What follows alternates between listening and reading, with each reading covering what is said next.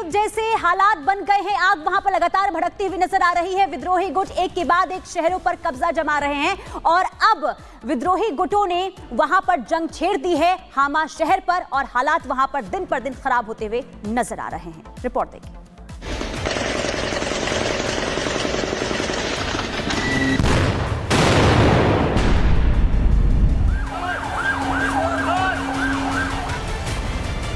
Syria में विद्रोहियों ने ऐसा कोहराम मचाया है कि वहां की असद सरकार की जड़ें हिलाकर रख दी हैं।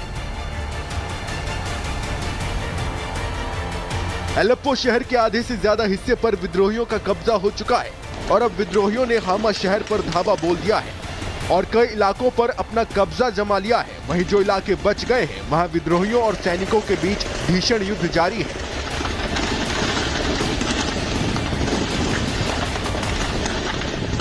एलेप्पो में विद्रोहियों ने कब्जा कर रखा है। ऐसे में असद सरकार के अधिकारी और सैनिक विद्रोहियों के कहर से बचने के लिए गांवों में छुपने को मजबूर हैं। लेकिन विद्रोही सैनिकों की तलाश में जगह जगह दबिश दे रहे हैं और सैनिकों को पकड़कर अपने साथ ले जा रहे हैं।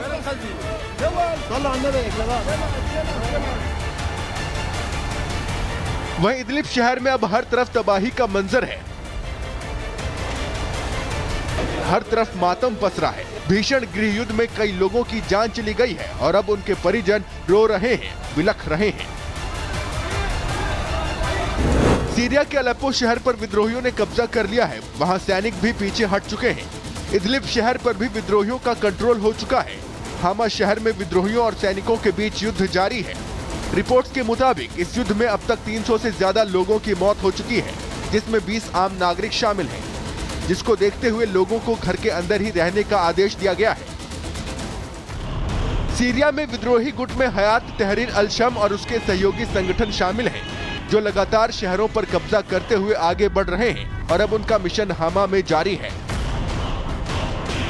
5 मिनट में भारत का रुख करेंगे। संभल में पत्थरबाजी की घटना के बाद सुरक्षा व्यवस्था सख्त कर दी गई है। शाही जामा मस्जिद के सर्वेक्षण को लेकर भड़की थी हिंसा।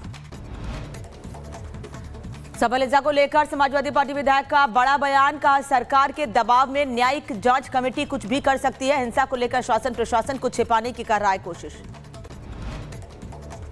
संभल हिंसा पर सपा सांसद रामगोपाल यादव का बयान। कहा सर्वे के जरिए देश में अशांति पैदा करने की कोशिश। सुप्रीम कोर्ट से संज्ञान लेने को कहा।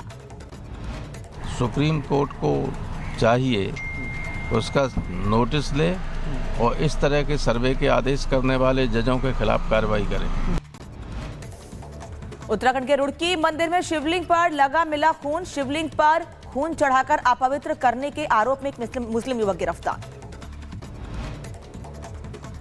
ब्रिटिश सांसद बेरी गार्डियर ने बांग्लादेशी में अल्पसंख्यक हिंदुओं पर हिंसा का मुद्दा उठाया। विदेश मंत्री से पूछे कई सवाल। बांग्लादेश में हिंदुओं के साथ हो रही हिंसा को लेकर उत्तर प्रदेश में रामपुर में प्रदर्शन हुआ है। सड़कों पर उतरे हिंदू समाज के लोग राष्ट्रपति को दिया ज्ञापन। चिन्मय दास की वकील रामदेन रॉय पर जानलेवा हमला किया गया। चिन्मय दास के लिए कानूनी लड़ाई लड़ रहे हैं रॉय। हमले में घायल वकील अस्पताल में भर्ती। बांग्लादेश में चिन्मय दास की जमानत पर सुनवाई आज। चिटगांव कोर्ट में होगी जमानत याचिका पर बहस। फर्जी मामले में यूनुस सरकार ने किया है अरेस्ट। जामा मस्जिद बनाम नीलकंठ महादेव मंदिर मामले में सुनवाई आज। हिंदू महासभा की ओर से अगस्त 2022 में मस्जिद की जगह मंदिर होने का किया गया था दावा। वाराणसी में उदय प्रताप कॉलेज पर वक्फ ने किया दावा। विरोध में छात्रों ने किया प्रदर्शन। तमिलनाडु के तिरुमलाई में बाढ़ बारिश के बाद बुरा हाल। ड्रोन तस्वीरें सामने आई। लोगों के जीवन की बढ़ी मुश्किलें। तिरुवन्नामलाई में भूस्खलन की वजह से 7 लोगों की मौत। घटनास्थल पर रेस्क्यू ऑपरेशन जारी। मृतकों के परिजनों में पसरा मातम। तमिलनाडु की कृष्णागिरी में फेंगल ने मचाई तबाही। कई वाहन सड़कों के किनारे पलटे। चेन्नई त्रिची हाईवे पर आई बाढ़। भारी बारिश के कारण ट्रैफिक रुका। कई इलाकों में भरा पानी। केरल की त्रिशूर और कासरगोड इलाके में जिले में फेंगल ने तबाही मचाई है। सभी स्कूल और कॉलेज बंद किए गए हैं। तमिलनाडु के विल्लुपुरम जिले के अरासुर में फेंगल तूफान से कई इलाकों में भरा पानी। प्रसिद्ध वर्की अम्मान मंदिर में बना मुरुगन मंदिर नदी में बहा। उत्तराखंड के उधम सिंह नगर में पुलिस और बदमाशों के बीच मुठभेड़ हो गई। पुलिस ने एक गौ तस्कर को गिरफ्तार किया। पुलिस ने बदमाश के पास से हथियार और गौ मांस बरामद किए। उत्तर प्रदेश के मिर्जापुर में हथियार के दम पर पेट्रोल पंप पर लूट, 4 लाख कैश लूटकर फरार हुए बदमाश। घटना का सीसीटीवी सामने आया। मुजफ्फरनगर में सड़क पर देखी कार सवारों की गुंडागर्दी। कार की टक्कर के बाद दबंगों ने की मारपीट, बाइक सवारों पर बरसाए लात घूंसे। लखनऊ में शादी समारोह में मारपीट, खाना खाने को लेकर हुए विवाद के बाद हुई मारपीट। शादी में हॉस्टल से खाना खाने पहुंचे थे लड़के। जम्मू कश्मीर के उधमपुर में पुलिस की बड़ी कार्रवाई, 210 किलो अफीम के साथ ट्रक चालक गिरफ्तार। श्रीनगर से जम्मू की तरफ जा रहा था ट्रक। लखनऊ से एक हैरान करने वाली तस्वीर सामने आई है। इंस्पेक्टर की बेटी से ही लूटपाट हो गई है। बाइक सवार 2 बदमाशों ने पर्स के साथ महिला को कुछ देर सड़क पर घसीटा। पुलिस जांच में जुटी।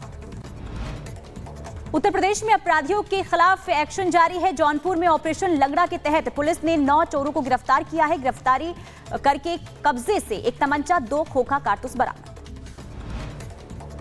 मुजफ्फरनगर में प्रधान और समर्थकों की गुंडागर्दी। थाने में पुलिस और प्रधान के बीच हुई मारपीट। पुलिस ने कई